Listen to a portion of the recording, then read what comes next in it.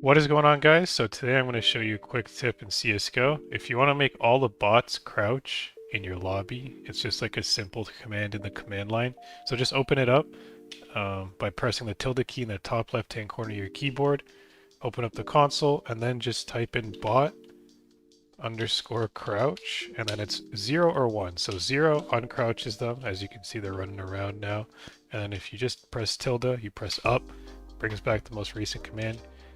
Then you do 1, crouches them all immediately. So that's just like a quick tip, if you want to like hit them with a sniper and they're running around too much, just make them crouch, makes them less mobile. As you can see, they're barely moving.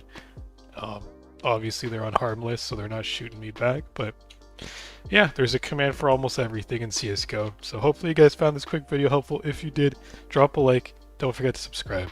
Thanks for watching.